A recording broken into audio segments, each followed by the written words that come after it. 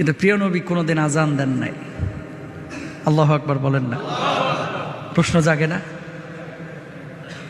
যে আজান দিয়ে মানুষকে নামাজের জন্য ডাকা হয়, এ আজান নবীজি কোনোদিন দেন নাই কেন হুজুর?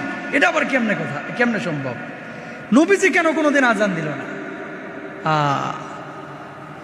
আল্লাহর নবী স্পেসিফিক নিজে কোনোদিন বলেন নাই এই কারণে আমি আজান দেই নাই, কিন্তু মুহাদ্দিসিনরা যারা গবেষক ওনারা রিসার্চ করে কয়েকটা বিষয় বের করেছেন এবং এটাই বাস্তব।